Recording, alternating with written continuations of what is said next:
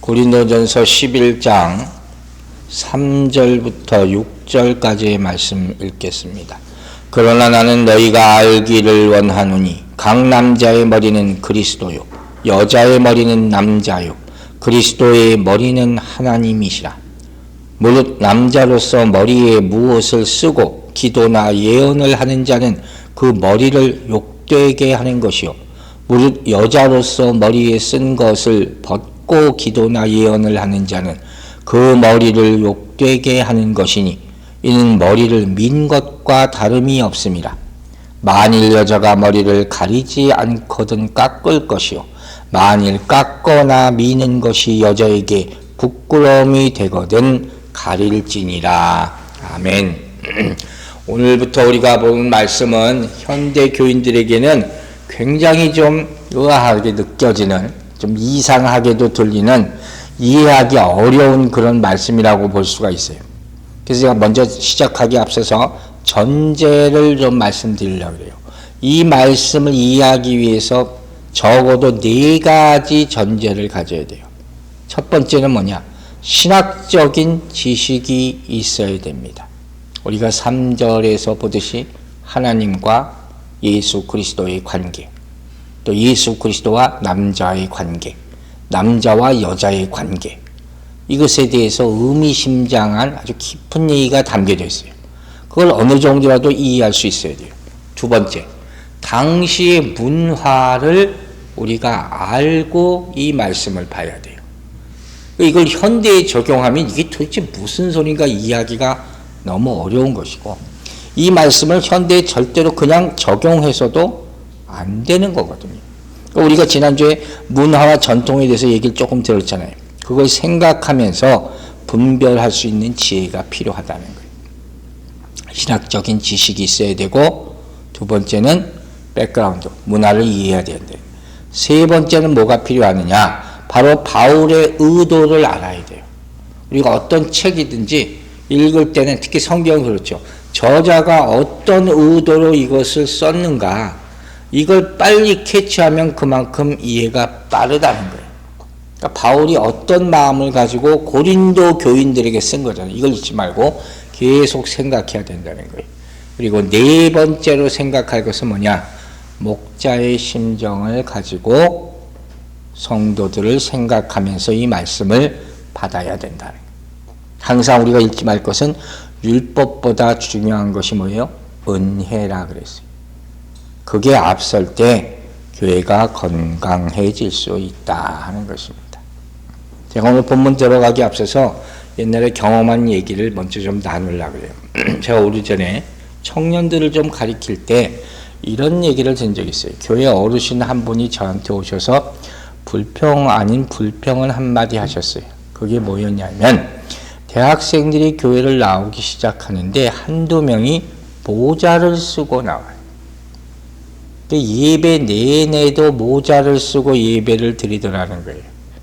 그래서 저한테 와서 얘기를 하시는 거예요. 이 아이들을 그냥 놔두면 되느냐, 누가 가서 좀 가르쳐야 되지 않겠느냐 하는 거예요. 여러분 어떻게 생각하세요? 요새 애들 모자를 얼마나 많이 쓰고 다닙니까? 근데 그대로 와서 예배를 드린다는 거예요. 예배 내내. 이거 어떻게 해야 될까요? 예배 규범에 이런 게 있습니까? 모자를 써도 된다, 안 된다. 그런 얘기는 없을 것 아닙니까? 그러면 뭐가 맞을까요? 어느 정도 얼마나 얘기해야 될까 하는 거예요. 그 당시를 제가 기억을 되돌아보면서 제가 뭐라고 얘기를 하냐면 이렇게 말씀드렸어요. 원래 실내에 들어오면 모자를 벗는 것이 예의죠.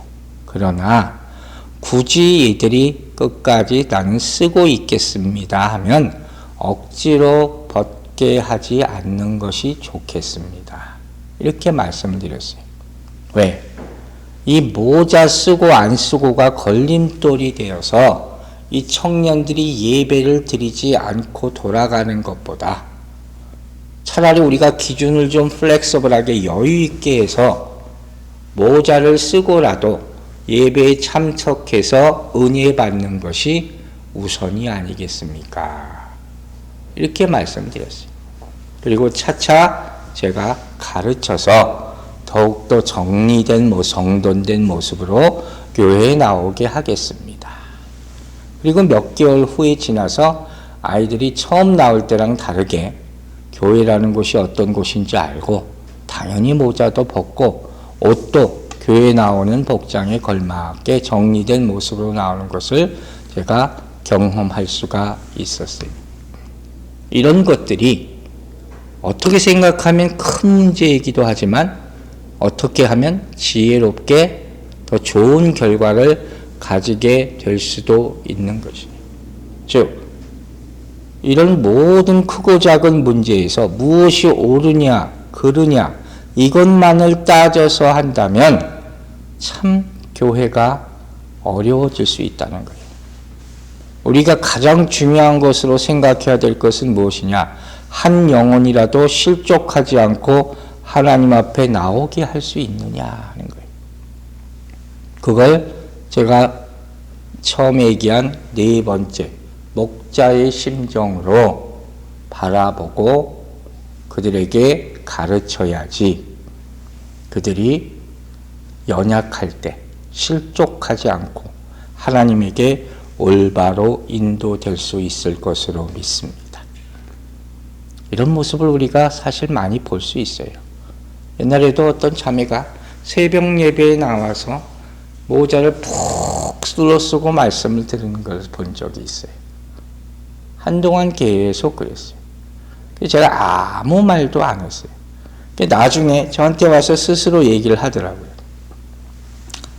여기 올 때 오랫동안 굉장히 힘들었고 몸과 마음이 힘들었고 많은 죄의식과 함께 얼굴도 상해서 얼굴을 이렇게 들고 온전히 나를 바라볼 수가 없대요. 이렇게 솔직한 고백을 하더라고요. 그러면서 차츰차츰 몸과 마음이 많이 회복되는 것을 본 그런 경험들이 있습니다. 그게 다 하나님의 은혜죠. 우리가 기도하고 인내한 결과가 그렇게 나타날 수 있다는 것을 우리는 기억해야 할 것이에요. 이것들이 다 오늘 예배에 관련되는 그런 얘기들의 주제가 될 수 있는 것이죠. 그럼 주님은 우리에게 어떻게 예배드리라고 얘기했나? 요한복음 4장 23절에 아주 핵심 요절이 있죠. 아버지께 참되게 예배하는 자들은 영과 진리로 예배할 때가 오나니 곧 이때라. 아버지께서는 자기에게 이렇게 예배하는 자들을 찾으시느니라. 신령과 진정으로 예배할지니라. 바로 이 말이죠. 이것이 핵심이에요. 어떤 모습, 어떤 모양, 어떤 옷을 입고 이런 것이 중요한 것이 아니라 주님께서 지적하신 것은 오로지 신령과 진정으로. 즉 오늘 말씀을 통해서 우리가 볼 것은 우리가 예배를 드리는데 어떤 모습과 태도를 가지고 드리는 것이 신령과 진정으로 예배 드리는 것인가? 바로 이것을 발견하는 데 목적이 있다는 거예요. 그러니까 딴 데 너무 이야기를 끌려가지지는 말라 하는 것입니다. 그리고 바울 사도는 이 스토리를 이런 식으로 시작을 해요. 참 그래서 조금 어렵기도 한 겁니다. 자, 고린도전서 11장 3절 다시 봅니다. 그러나 나는 너희가 알기를 원하노니 각 남자의 머리는 그리스도요 여자의 머리는 남자요 그리스도의 머리는 하나님이시라. 아멘이죠. 근데 아멘을 하면서도 이게 도대체 무슨 말을 하려고 이 얘기를 꺼냈을까? 이게 굉장히 좀 우아해요. 좀 여기 맞지가 않는 것 같아요. 어쨌든 3절을 먼저 보면 그러나 나는 너희가 알기를 원하노라. 이런 권면이라고 시작하거든요. 바로 2절에서 바울 사도가 고린도 교인들에게 뭐라고 그랬어요? 그들이 전통을 지킨 것을 칭찬했죠. 우리가 지난주에 배웠죠. 교회라는 것이 전통이라는 게 있어야 된다는 거예요. 여러분이 건강한 교회로 세워나가는 전통을 만들어야 된다 그랬어요. 거기서 덧붙여서 얘기하는 거예요. 여기에 본문에는 이제 알기를 원한다 하는 거예요. 여기서 알기를 원한다는 말은 단순히 희망사항을 얘기하는 그 정도가 아니에요. 이것 좀 했으면 좋겠어 이 정도가 아니라 반드시 이것은 알아야 한다는 것을 완곡하게 지금 표현하는 것이. 예를 하나 들게요. 바울 사도가 이런 표현을 많이 썼거든요. 로마서 11장 25절에 이런 말씀이 있어요. 형제들아, 너희가 스스로 지있다 하면서 이 신비를 너희가 모르기를 내가 원하지 아니하노니 이 신비는 이방인의 충만한 수가 들어오기까지 이스라엘의 더러는 우둔하게 된 것이라. 자, 이게 무슨 얘기인지 아시죠? 이 바울 사도가 로마서에서 뭘 얘기하는 거예요, 지금? 이스라엘의 구원에 대해서 얘기하는 거예요. 이거 신비잖아요. 이스라엘이 하나님을 떠났잖아요. 그리고 이방인에게 복음이 건너갔단 말이에요. 그리고 이방인이 충만한 수가 세워지고 나면 다시 복음이 누구에게로? 이스라엘에게로 다시 돌아가서 이스라엘 중에 믿는 자들이 구원받게 될 것이다 하는 거예요. 이게 얼마나 중요한 일입니까? 구원에 대한 논리 가운데 엄청나게 중요한 일인데 이걸 이스라엘이 모르고 있거든요. 그러니까 이걸 반드시 알아야 된다. 다시 한번 강조하는 거예요. 즉 이런 얘기는 어디에 쓰이냐면 내가 한 가지 진리를 얻었는데 그게 전부인 줄 아는 사람. 아, 나 이거 하나 얻었으니까. 유대인의 질문에 내가 하나님의 백성으로 택함 받았다니까 그러면 난 구원받아. 이렇게 착각하는 사람들. 그게 다가 아니라는 거예요. 우리는 예수 그리스도를 알면 알수록 그 깊이가 더 깊어짐을 알 수 있지 않습니까? 이거 하나 조금 알았다고 근데 이게 다야. 절대 이렇게 생각하지 말라는 거예요. 내가 할 수 있는 한 더 노력해서 더 알려고 노력하는 여러분들 되시기 바랍니다. 특히 고린도 교인들은 뭐예요? 지금 관습과 습관에 빠져 있단 말이에요. 자유라는 것을 잘못 해석해서 자기 멋대로 신앙생활을 하려고 한단 말이에요. 그러니까 그러면 안 됩니다. 그리고 이것은 반드시 알아야 합니다. 이렇게 얘기하는 거예요. 좀 더 생각해라. 예를 하나 더 들게요. 제가 사랑이라는 게 있죠. 이게 사랑이라는 게 감정인데 이 감정이 어떻게 돼요? 표현이 돼야 되잖아요. 사랑은 움직이는 거라고. 근데 사랑을 표현하는 방법이 너무 많아요. 내용은 비슷할 수 있지만 표현은 다 다르단 말이에요. 부모가 아이를 사랑할 때도 아주 어렸을 때 사랑하는 것과 성숙하고 나서 사랑하는 것은 표현 방법이 같을 수가 없겠죠. 또 어릴 때는 이렇게 표현하고 또 다를 때는 저렇게 표현하고 다 표현 방법이 다른 거예요. 이 사람에게는 이게 사랑이에요. 근데 저 사람에게는 그렇게 하면 사랑인지 못 받아들여요. 다르게 표현해야 되는 거예요. 이게 다 다르단 말이에요. 말로만 표현하는 것이 아니고 눈빛으로 할 수도 있고 손발로 할 수도 있고 다 다른 것이 표현이라는 거예요. 우리가 좀 더 넓게 생각하라는 거예요. 그럼 오늘 바울이 고린도 교인들에게 여러분들이 더 많이 알기를 바랍니다 하는 것의 핵심은 뭐겠습니까? 바로 예배에 대한 거예요. 가장 중요한 걸 지금 얘기하는 거예요. 예배라는 것이 뭔가를 설명하는데 제가 보기에 이런 거예요. 감히 보자면 고린도 교회의 예배 드리는 모습을 상상해 보면 엉망이었던 것 같아요.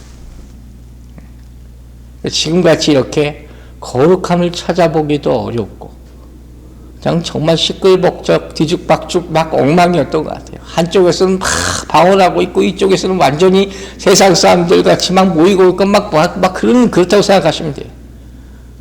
그래서 본문에서 예를 들어 설명하기 시작하는 게 뭐냐면 4절은 뭘 예를 들었어요? 남자가 기도나 예언을 하는 것 가지고 뭐가 잘못됐는가? 뭐가 잘하는가? 이걸 예를 든 거예요. 5절에서는 여자가 기도나 예언을 하는 것 가지고 또 말을 해요. 이것도 여자분들에게는 굉장히 의미심장한 그런 내용을 이제 다음 주에 보게 될 거예요. 자, 중요한 건 뭐냐? 뭐가 옳은 건가? 바울이 가이드라인을 만들어 준다는 거예요. 그러니까 여기에 우리가 관심을 가지고 있어야 된다는 거예요. 그냥 내 멋대로 예배드리는 게 절대로 아니잖아요.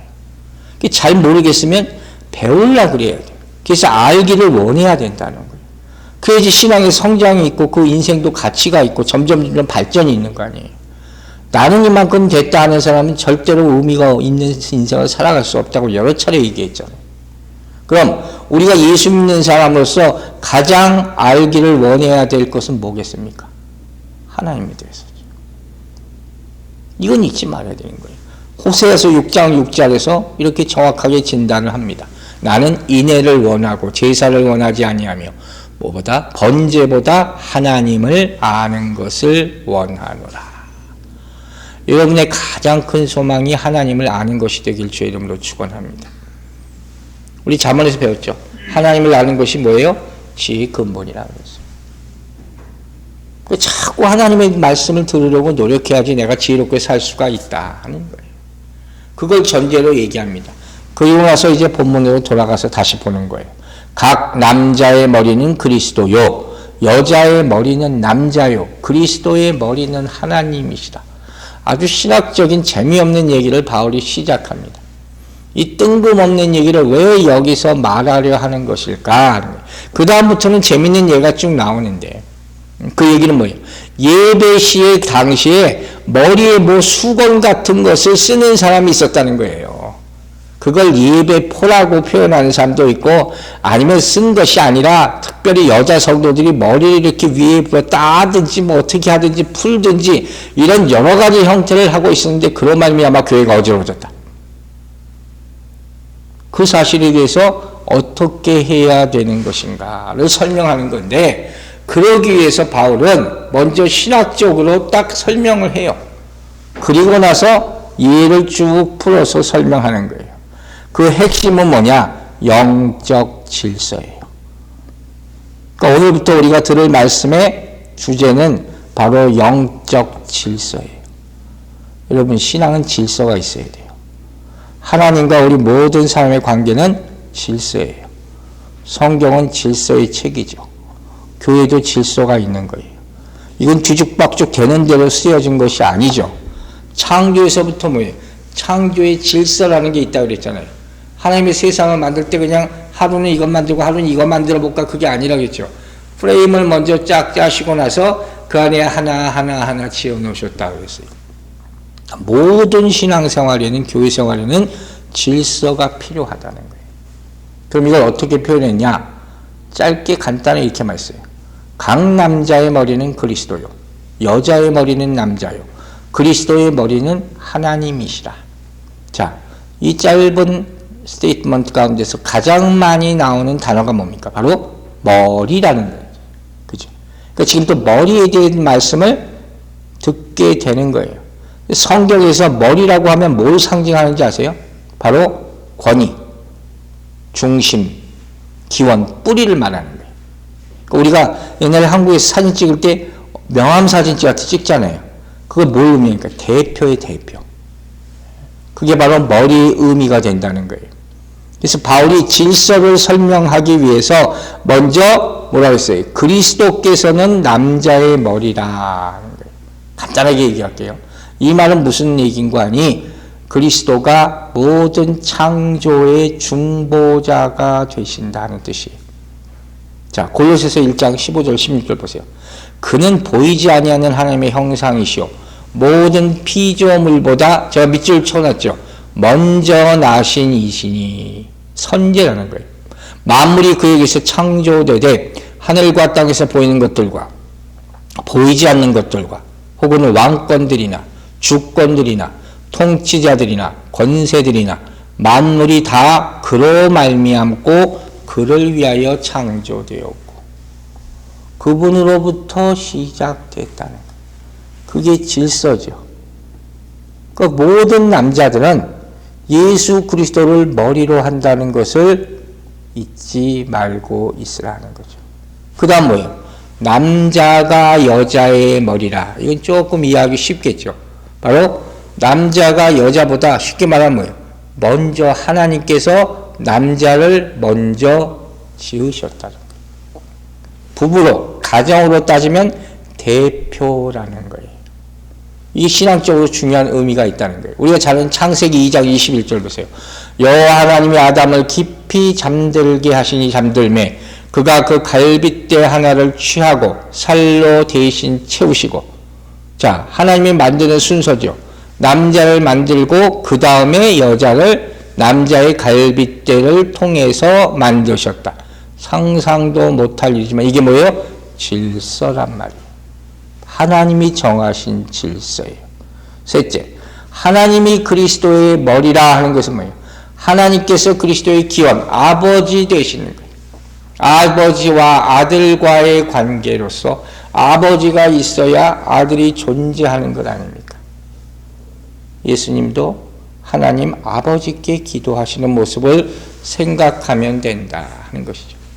그럼 바울은 여기서 어떤 의미로 머리라는 단어를 사용하고 있는가?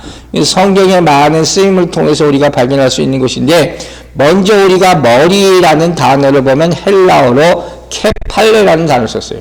이건 사람이나 짐승의 머리를 상징하는 것이기도 하지만 본절에 쓰시는 건 뭐예요? 바로 비유거든요.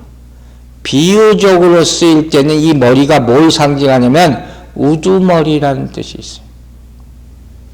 모든 모임의 첫 번째라는 것이죠. 그런데 이 우두머리라는 의미가 세상의 왕, 절대 군주, 힘을 가진 사람, 그래서 그 사람에게 복종을 해야 되는 그런 관계를 의미하는 것이 아니라는 거예요.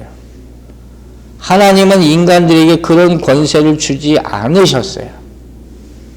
우리가 새벽 기도 시간에 사무엘서를 통해서 우리가 이제 보기 시작하지만, 사무엘이 이 사울에게 기름 부어서 왕을 세울 때 가장 특징이 뭐예요? 이 사울이 겸손할 때예요. 아주 연약할 때, 자기 스스로 부족하다는 것을 깨달았을 때 하나님께서 세우셨다 그랬잖아요. 그게 이 내용이 가장 큰 핵심이라는 거예요. 하나님은 순서를 정해요. 질서를 위해서. 그러나 통치자에게 어마어마한 권한을 주시지는 않는다는 거예요. 그걸 잊지 말라는 거예요. 자, 그리고 또 한 가지 중요한 신학적인 문제로 우리가 재미는 없어도 알아야 될 관계가 있어요. 바로 하나님과 예수님의 관계죠. 여러분, 하나님과 예수님의 관계가 뭡니까? 어떤 관계입니까? 성경이 아주 짧게 이 관계를 설명해 놓은 구절이 바로 요한복음 10장 30절이에요. 나와 아버지는 하나다. 그죠? 동일하다는 거예요. 성경은 그렇게 설명해요. 그러니까 바리새인들은 이 말씀을 가지고 저 나쁜 놈 이렇게 얘기한 거예요. 어떻게 하나님과 네가 똑같을 수가 있느냐.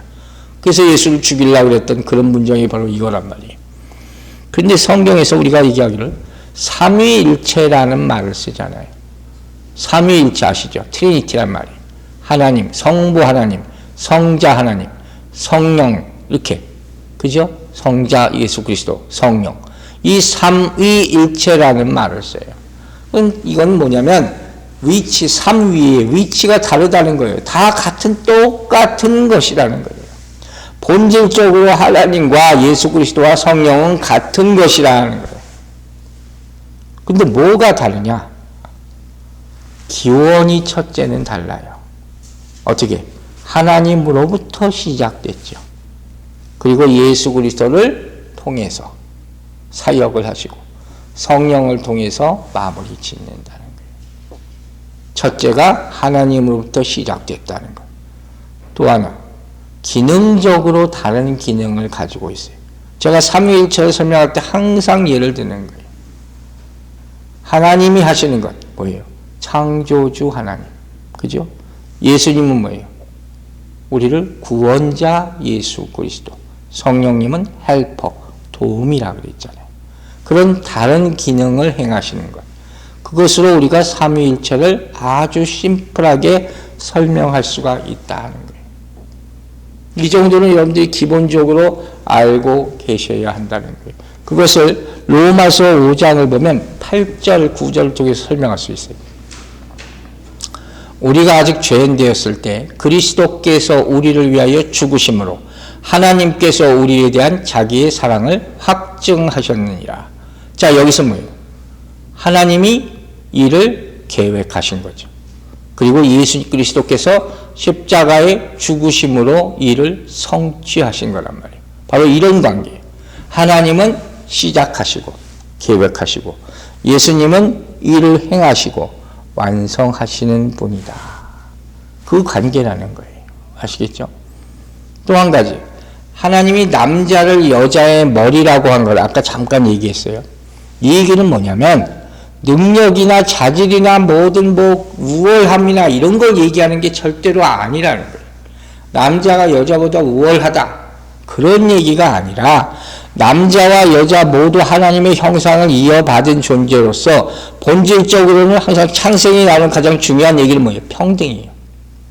평등. 이걸 잊지 마세요. 항상 그 평등을 통해서 하나님이 역사하신다고 그랬어요. 그런데 그럼 뭐가 다른 것이냐? 존재론적 관점에서 아까 얘기했잖아요. 뭘 먼저 만들었어요? 남자를 먼저 만드셨다. 그리고 나서 여자를 만드셨다. 이 순서는 우리가 어떻게 할 수가 없는 거예요. 이게 하나님의 질서라는 거예요. 또 사역적인 측면에서도 어떻게 해요? 여자를 남자의 돕는 배필이다. 이렇게 얘기했잖아요. 이것도 딱 하나님께서 만들어 놓으신 역할이라는 거예요. 이건 우리가 어떻게 변경할 수 없는 거예요. 인정해야 되는 거란 말이에요. 이게 하나님의 질서이기 때문에.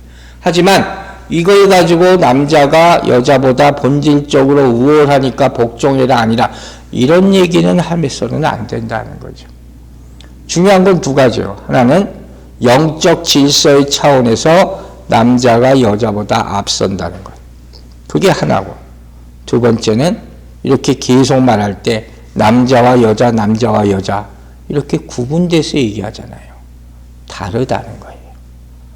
하나님은 분명히 남자와 여자를 다르게 지으셨다 하는 것을 잊지 마시기 바랍니다.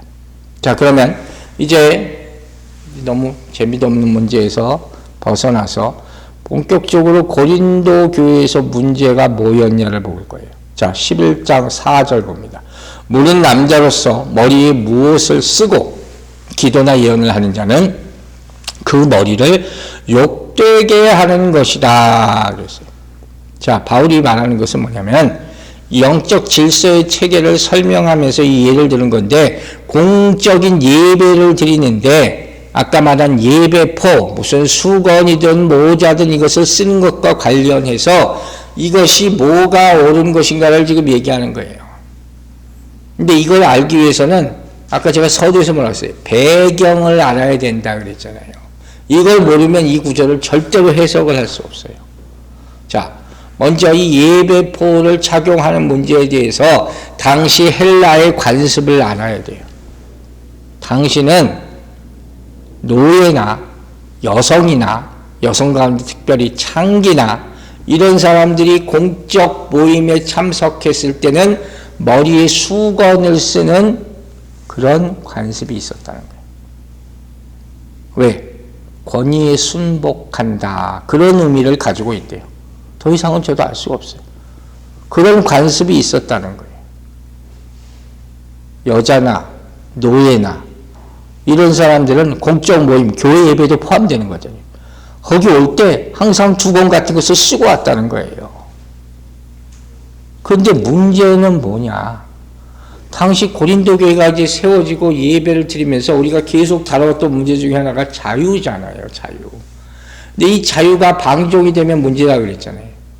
이 자유가 드러나다 보니까 이 어떤 일이 생겼냐면 남자는 뭘 아무것도 안 썼는데 막 쓰고 다녀. 여자는 쓰고 다녔는데 안 쓰고 다녀. 이게 뒤죽박죽이 됐다는 거예요. 그 결과가 어떻겠어요? 교회가 완전히 무질서하게 됐어요.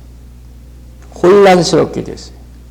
그리고 밖에서 보는 사람들, 교회를 보는 사람들에게 오해와 비난을 받을 정도까지 되어버렸다는 거예요.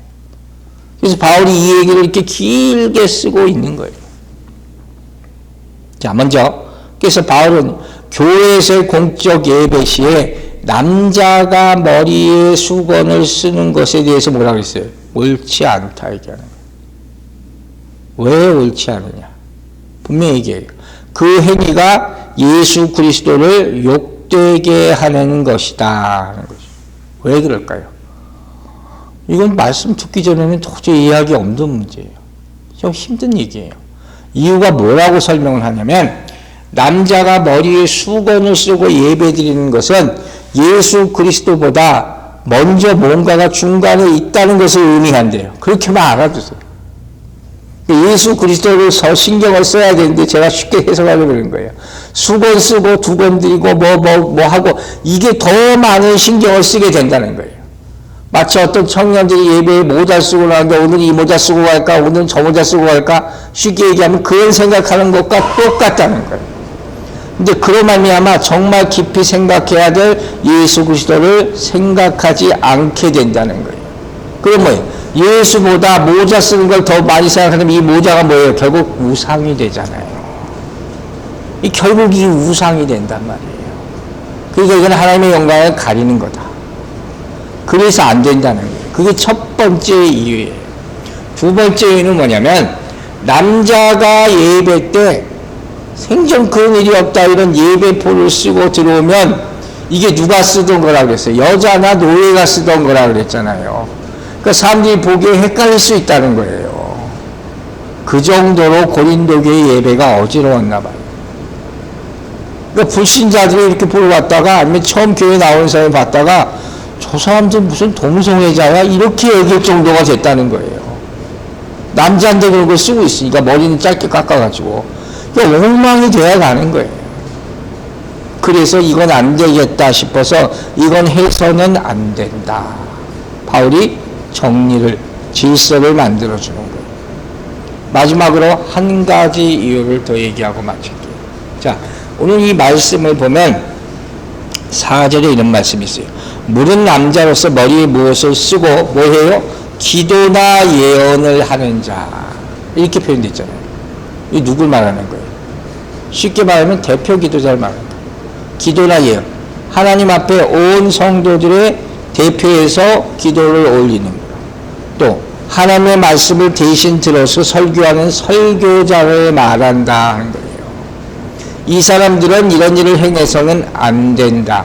이 얘기를 왜 했냐면 한 얘기만 하면 여러분들이 금방 알아들을 수 있어요. 유대인들이 머리에 쓰는 거, 찐빵 같은 거 쓰는 거 있죠. 그걸 탈릿이라 그래요. 그걸 왜 쓰는지 아세요? 그 얘기를 들으면 돼요. 유대인들이 이건 전통이죠. 굉장히 자부심을 가지고 무슨 심지어 마테오도 이거 쓰고 오는 사람도 있어요. 자칭 정통 유대인들이라 하는 거예요. 근데 바울은 여기에 대해서 뭐라고 해석했냐면 이건 잘못된 거다. 이거 아니라는 거예요. 왜 이렇게 됐냐? 이들이 자기들의 역사를 잘못 해석했기 때문이다. 유대인들이 들으면 깜짝 놀랄 일이에요. 자, 이게 무슨 소리냐? 바로 출애굽기 34장에 나오는 스토리를 잠깐만 보세요. 34장 35절. 이스라엘 자손이 모세의 얼굴에 광채를 보므로 모세가 여호와께 말하러 들어가기까지 다시 수건으로 자기 얼굴을 가렸더라. 이 스토리 아시죠? 모세가 하나님 만나러 가잖아요. 이 하나님 만나서 얼굴에 막 빛이 났단 말이에요. 그 막 빛이 나는 것을 수건으로 가려요. 쳐다볼 수가 없을 정도가 돼가지고 바로 이 일을 보면서 유대인들은 뭐라고 생각했다는 거예요. 아, 모세가 이렇게 광채가 나는 것을 수건으로 가릴 정도가 되면 이게 뭐냐, 하나님의 영광이 이렇게 나타나는구나. 그럼 우리도 수건으로 가려서 하나님의 영광을 보존해야 되겠다. 이렇게 얘기했다는 거예요. 여기서부터 이 빵도 모자 쓰는 것 같은 것이 생겼다는 거예요. 이게 맞는 얘기라면. 근데 바울이 여기에서 답을 딱 줘버려요. 그게 고린도후서 3장이 나와요. 13, 14절. 우리는 모세가 이스라엘 자손에게 장차 없어질 것에 결국을 주목하지 못하게 하려고. 여러분, 여기서 장차 없어질 것이 뭘까요? 그게 인간의 영광이라는 거예요. 그게 수건이에요. 나중에 설명을 해줘요. 수건을 그 얼굴에 쓴 것 같이 아니하더라 그랬잖아요. 안 한다는 거예요. 수건을 안 쓴다.